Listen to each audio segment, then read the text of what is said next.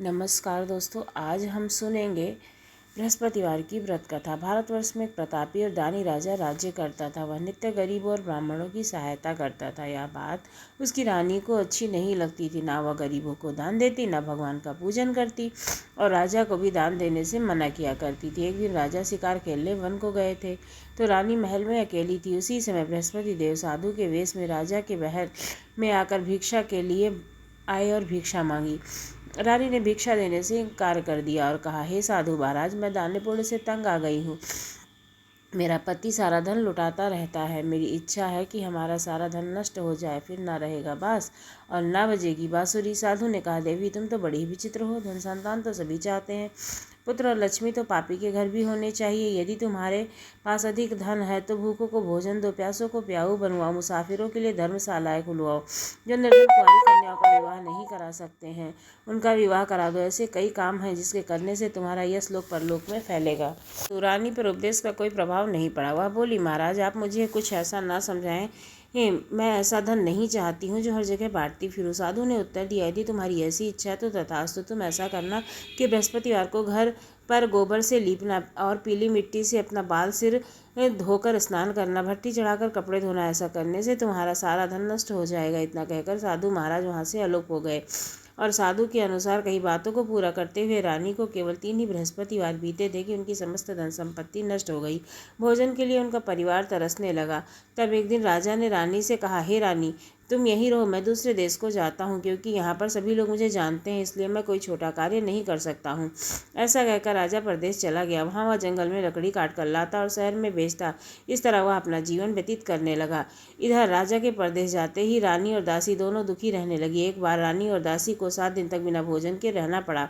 तो रानी ने अपनी दासी से कहा, हे दासी, में पासी के नगर में मेरी बहन रहती है, वह बड़ी ही धनवान है। वह तू उसके पास जा और कुछ ले आ ताकि थोड़ा बहुत गुजर बसर हो जाए। रानी दासी की बहन के पास गई। वह दिन गुरुवार का था। रानी की बहन उस समय बृहस्पतिवार व्रत की कथा सुन रही थी। दासी ने रानी की बहन को अपनी रानी का संदेश दिया, लेकिन रानी की बड़ी बहन ने कोई उत्तर नहीं दिया। जब दासी को रानी की बहन से कोई उत्तर नहीं मिला तो वह दुखी हुई और क्रोध भी आया। दासी ने वापस आकर रानी को सारी बात बता दी। सुनकर रानी ने अपने भाग्य को कोसा।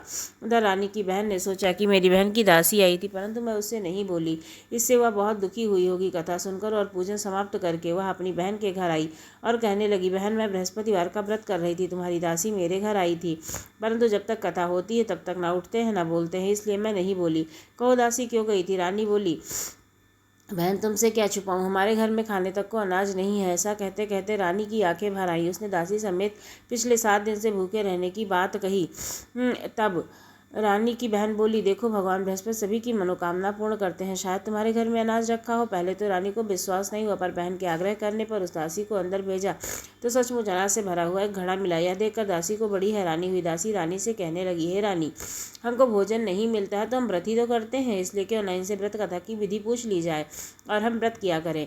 तब रानी ने अपनी बहन से बृहस्पतिवार व्रत के बारे में पूछा। उसकी बहन ने बताया, बृहस्पतिवार के व्रत में चने की दाल, मुनक्का और विष्णु भगवान का केले के जड़ में पूजन करें तथा दीपक जलाए व्रत कथा सुने, पीला भोजन ही करें, इससे बृहस्पति देव प्रसन्न होते हैं। और व्रत और पूजन विधि बताकर रानी की बहन अपने घर को लौट आई। 7 दिन बाद जब गुरुवार आया तो रानी और दासी ने कहा, गुड़शाला में जाकर चना और गुड़ लेकर आई। फिर उससे केले के जड़ तथा विष्णु भगवान का पूजन किया। पीला भोजन कहाँ से आवे, इस बात को लेकर दोनों बहुत दुखी हुई। उन्होंने व्रत रखा था, इसलिए बृहस्पति देव उनसे प्रसन्न थे, इसलिए वे साधारण व्यक्ति के रूप में धारण करके 2 थालों में सुंदर पीला भोजन दासी को दे गए। भोजन पाकर दासी प्रसन्न हुई और फिर रानी के साथ मिलकर भोजन ग्रहण किया। उसके बाद वे सभी गुरुवार को व्रत और पूजन करने लगी। बृहस्पति भगवान की कृपा से उनके पास फिर से धन संपत्ति आ गई, परंतु रानी फिर से पहले की तरह आलस्य करने लगी। जब दासी बोली, देखो रानी, तुम पहले भी इसी प्रकार आलस करती थी, तभी तुम्हें धन रखने में कष्ट होता था, इस कारण सभी धन नष्ट हो गया। अब जब भगवान बृहस्पति की कृपा से धन मिला है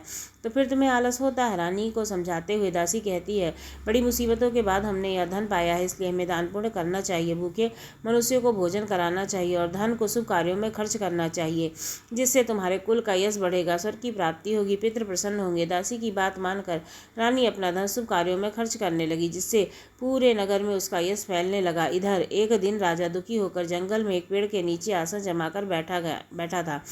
उस समय वह अपनी दशा को याद करके व्याकुल होने लगा। बृहस्पतिवार का दिन आया। यकायक उसने देखा कि निर्जन वन में साधु प्रकट हुआ है। वह साधु वेश में स्वयं बृहस्पति देव थे। लकड़हारे के सामने आकर बोले, हे लकड़हारे, तुम इस सुनसान जंगल में चिंता मग्न क्यों बैठे हो? लकड़हारे ने दोनों हाथ जोड़कर प्रणाम किया और उत्तर दिया, महात्मन, आप सब कुछ जानते हैं, मैं क्या कहूँ? यह कहकर रोने लगा और साधु को अपनी आत्मकथा सुनाई। महात्मा जी ने कहा, तुम्हारी स्त्री ने बृहस्पतिवार के दिन भगवान का निरादर किया है, जिसके कारण वो रुष्ट होकर तुम्हारी यह दशा कर बैठे हैं। तुम चिंता को दूर करके मेरे कहने पर चलो तो तुम्हारे सारे कष्ट दूर हो जाएंगे। भगवान पहले से अधिक धन संपत्ति देंगे। तुम बृहस्पतिवार के दिन कथा किया करो। 2 पैसे का चना मुनक्का लाकर प्रसाद बनाओ और शुद्ध जल से लोटे में शक्कर मिलाकर अमृत तैयार करो। कथा के पश्चात सारे परिवार और सुनने वाले प्रेमियों में अमृत व प्रसाद बांटकर खुद भी ग्रहण करो। ऐसा करने से भगवान तुम्हारी सब मनोकामना पूर्ण करेंगे। साधु के ऐसे वचन सुनकर लकड़हारा बोला, हे प्रभु, मुझे लकड़ी बेचकर इतना पैसा नहीं मिलता जिससे मैं भोजन के उपरांत कुछ बचा सकूं। मैंने रात्रि में अपनी स्त्री को व्याकुल देखा है। मेरे पास कुछ भी नहीं है जिससे मैं उसकी खबर मंगा सकूं। फिर मैं बृहस्पति देव की कथा कैसे कहूँ? मैंने तो कभी सुनी ही नहीं है, मुझको तो कुछ भी नहीं मालूम। साधु ने कहा, लकड़हारे, तुम किसी बात की चिंता मत करो। बृहस्पति देव के दिन तुम रोजाना की तरह लकड़ियाँ शहर को ले जाना। तुमको रोज से दोगुना धन मिलेगा, जिससे तुम भली भांति भोजन कर लोगे और बृहस्पति देव की पूजा का सामान भी आ जाएगा। बृहस्पति देव की कथा इस प्रकार है, सुनो। प्राचीन काल में एक ब्राह्मण था। वह बहुत निर्धन था। उसकी कोई संतान नहीं थी। उसकी स्त्री बहुत मलिनता के साथ रहती थी। वह स्नान नहीं करती थी, किसी देवता का पूजन भी नहीं करती थी, जिससे ब्राह्मण देवता बड़े दुखी रहते थे। बेचारे बहुत कुछ कहते, किंतु उसका परिणाम कुछ नहीं निकलता। भगवान की कृपा से ब्राह्मण की स्त्री ने कन्या रूपी रत्न पैदा किया। कन्या बड़ी होने लगी। प्रातः स्नान करके वह विष्णु भगवान का जाप और बृहस्पतिवार का व्रत करने लगी। अपने पूजन पाठ को समाप्त करके विद्यालय जाती तो अपनी मुट्ठी में जौ भर ले जाती और पाठशाला के मार्ग में डालती जाती। जब ये जौ स्वर्ण के हो जाते तो लौटते समय उसको बीन कर ले आती थी। एक दिन वह बालिका सूप में सोने के जौ को फटक कर साफ कर रही थी कि उसके पिता ने देख लिया और कहा, बेटी, सोने के जौ के लिए सोने का सूप होना चाहिए। दूसरे दिन बृहस्पतिवार था।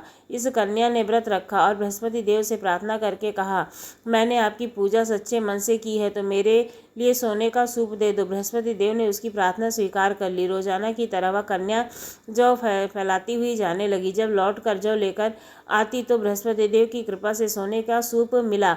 उसे वह घर ले आई और उससे जौ साफ करने लगी, परंतु उसकी माँ का वही ढंग रहा।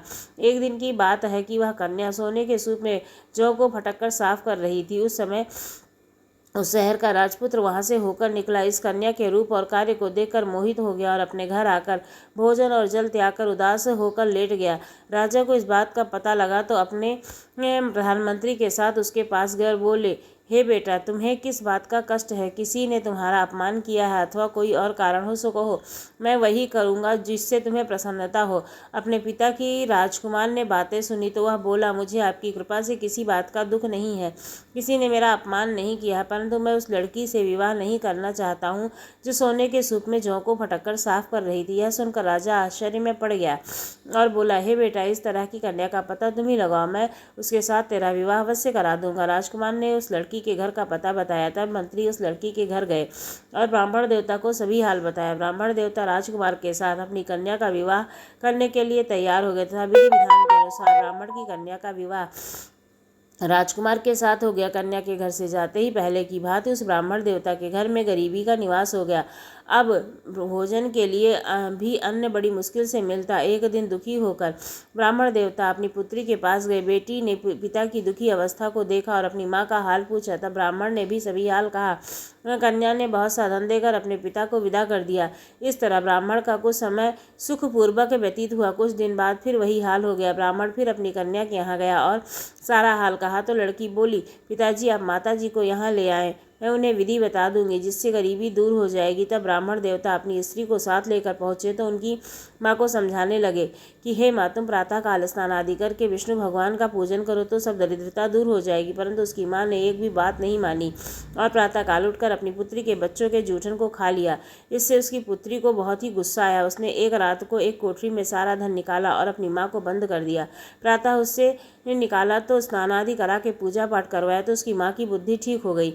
इसके बाद वह नियम से पूजा पाठ करती और प्रत्येक बृहस्पतिवार को व्रत करने लगी। इस व्रत के प्रभाव से उसकी माँ और पिता बहुत ही धनवान और पुत्रवान हो गए। बृहस्पति देवता के प्रभाव से इस लोक के सुख को भोग कर अंत में स्वर्ग को प्राप्त हुए। इस तरह कहानी कहकर साधु देवता वहां से अंतर ध्यान हो गए। धीरे धीरे समय व्यतीत होने पर फिर वही बृहस्पतिवार का दिन आया। लकड़हारा जंगल में लकड़ी काटकर किसी शहर में बेचने गया। उसे उस दिन से और अधिक धन प्राप्त हुआ। राजा ने चना गुड़ आदि लाकर गुरुवार का व्रत किया। उस दिन से उसके सभी क्लेश दूर हो गए। परंतु जब दोबारा गुरुवार का दिन आया तो बृहस्पतिवार का व्रत करना भूल गया। इस कारण बृहस्पति भगवान नाराज हो गए। उस दिन उस नगर के राजा ने विशाल यज्ञ का आयोजन किया था। तब शहर में यह घोषणा करा दी कि कोई भी मनुष्य अपने घर में भोजन ना बनावे, ना आग जलावे। समस्त जनता मेरे यहाँ भोजन करने आए।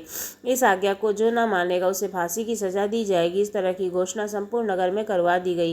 राजा की आज्ञा के अनुसार शहर के सभी लोग भोजन करने गए, लेकिन लकड़हारा कुछ देर से पहुंचा, इसलिए राजा को अपने साथ ले गए और ले जाकर राजा भोजन करा रहे थे कि रानी की दृष्टि उस खूंटी पर पड़ी जिस पर उसका हार लटका हुआ था। वह वहां दिखाई नहीं दिया। रानी ने निश्चय किया कि मेरा हार इस मनुष्य ने चुराया है। उसी समय सिपाहियों को बुलाकर उसको कारागार में डलवा दिया गया। जब लकड़हारा कारागार में पड़ गया तो बहुत दुखी होकर विचार करने लगा कि न जाने कौन से पूर्व जन्म के कर्म से मुझे यह दुख प्राप्त हुआ। उसी समय साधु को याद करने लगा जो वो जंगल में मिला था। उसी समय तत्काल बृहस्पति देव साधु के रूप में प्रकट हुए और उसकी दशा को याद करने लगे और कहने लगे, अरे मूर्ख, तूने बृहस्पतिवार की कथा नहीं करी है, इसी कारण तुझे यह दुख प्राप्त हुआ है। अब चिंता मत कर, बृहस्पतिवार के दिन कारागार के दरवाजे पर 4 पैसे मिलेंगे, उनसे तू बृहस्पति देवता की पूजा करना, तेरे सभी कष्ट दूर हो जाएंगे। बृहस्पतिवार के दिन उसे 4 पैसे मिले। लकड़हारे ने कथा कही। उसी रात्रि को बृहस्पति देव ने उस नगर के राजा को स्वप्न में कहा, हे राजन, तुमने जिस आदमी को कारागार में बंद करा दिया है वह निर्दोष है, वह राजा है, उसे छोड़ देना। रानी का हार उसी खूंटी पर लटका है। अगर तू ऐसा नहीं करेगा तो तेरे राज्य को नष्ट कर दूंगा। इस तरह रात्रि में स्वप्न को देखकर राजा प्रातःकाल उठा और खूंटी पर हार देखकर लकड़हारे को बुलाकर क्षमा मांगी और लकड़हारे को सुंदर वस्त्र आभूषण देकर विदा कर दिया। बृहस्पति देव की आज्ञा अनुसार लकड़हारा अपने नगर को चल दिया। राजा जब अपने नगर के निकट पहुंचा तो उसे बड़ा आश्चर्य हुआ। नगर में पहले से अधिक बाग, तालाब, कुएं, बहुत सी धर्मशाला, मंदिर बन गए थे। राजा ने पूछा, यह सब किसका धर्मशाला और बाग है? तब नगर के सब लोग कहने लगे, यह सब रानी और बांदी के हैं। तो राजा को बड़ा ही आश्चर्य हुआ और गुस्सा आया। जब रानी ने यह खबर सुनी कि राजा आ रहे तो उन्होंने दासी से कहा, हे दासी, देख, राजा हमको कितनी बुरी हालत में छोड़ गए थे। हमारी ऐसी हालत देखकर कहीं लौट ना जाए, इसलिए तू दरवाजे पर खड़ी हो जा। आज्ञा अनुसार दासी दरवाजे पर खड़ी हो गई। राजा आए तो उन्हें अपने साथ ले आई। जब राजा ने क्रोध करके रानी से पूछा कि यह धन तुम्हें कैसे प्राप्त हुआ है, तब उन्होंने कहा, हमें यह सब बृहस्पति देव के व्रत के प्रभाव से प्राप्त हुआ है।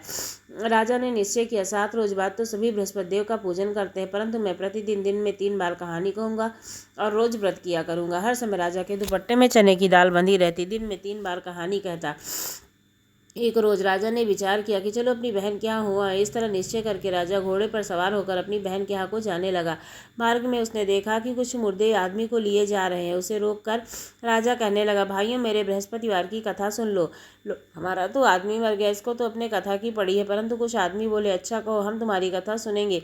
राजा ने दाल निकाली और जब कथा आदि हुई तो मुर्दा हिलने लगा और जब कथा समाप्त हो गई तो राम राम कहकर मनुष्य उठकर खड़ा हो गया। उसे मार्ग में किसान खेत में हल चलाता मिला तो राजा ने उसे देखकर बोला, अरे भैया, तुम मेरे बृहस्पतिवार की कथा सुन लो। किसान बोला, जब तक तेरी कथा सुनूंगा तब तक 4 हरैया जोत लूंगा और जा अपनी कथा किसी और को सुनाना। इस तरह राजा के आगे चलने लगा। राजा के हटते ही बैल पछाड़े खाकर गिर गए और किसान के पेट में बड़ी जोर से दर्द होने लगा। उस समय उसकी माँ रोटी लेकर आई और उससे जब देखा कि उसके पुत्र ने सब हाल पूछा और बेटे ने सभी हाल कह दिया तो बुढ़िया दौड़ी दौड़ी घुड़सवार के पास गई और उससे बोली कि मैं तेरी कथा सुनूंगी, तू कथा मेरे खेत पर चलकर ही कहना। राजा ने बुढ़िया के खेत पर जाकर कथा कही, जिसके सुनते ही वह बैल उठकर खड़े हो गए तथा किसान के पेट का दर्द भी बंद हो गया। राजा अपनी बहन के घर पहुंचा। बहन ने भाई की खूब मेहमानी की। दूसरे रोज प्रातःकाल जागा तो देखने लगा कि सब लोग भोजन कर रहे हैं। राजा ने अपनी बहन के यहाँ से कहा, ऐसा कोई मनुष्य है जिसने भोजन नहीं किया हो, मेरे बृहस्पतिवार की कथा सुन ले। बहन बोली, भैया, यह देश ऐसा ही है, पहले लोग यहाँ भोजन करते हैं, बाद में अन्य कार्य।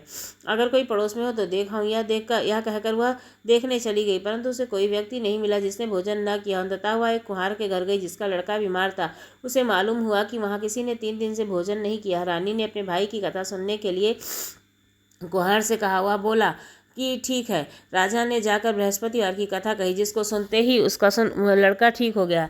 अब तो राजा की प्रशंसा होने लगी। एक रोज राजा ने अपनी बहन से कहा कि बहन, हम अपने घर को जाएंगे, तुम भी मेरे यहाँ चलो और तैयार हो जाओ। राजा की बहन ने अपनी सास से कहा तो सास ने कहा चली जा, परंतु अपने बालकों को मत ले जाना, तेरे भाई की कोई औलाद नहीं है। बहन ने अपने भैया से कहा, भैया मैं तो चलूंगी पर कोई बालक नहीं जाएगा।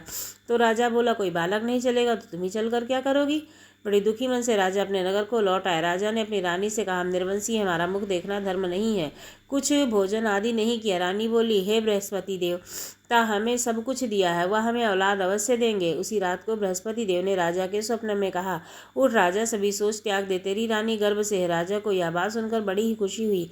9वें महीने उसके गर्भ से सुंदर पुत्र पैदा हुआ। जब राजा बोला, रानी स्त्री बिना भोजन के रह सकती है, बिना कहे नहीं रह सकती, तब मेरी बहन आवे तो तुम उससे कुछ मत कहना। रानी ने सुनकर हाँ कर दी।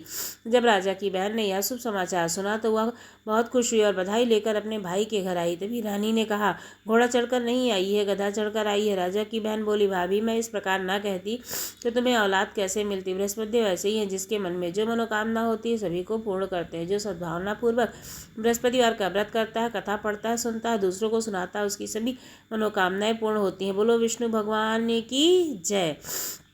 जिस तरह से राजा और रानी ने बृहस्पति देव की कथा का गुणगान किया, उनकी सभी इच्छाएं बृहस्पति देव ने पूर्ण की। मनुष्य को हृदय में मनन करते हुए जयकारा करना चाहिए। तो प्रेम से बोलिए, भगवान बृहस्पति की जय। पर कथा समाप्त होती है। अब मिलती हूँ आपको अगली वीडियो में।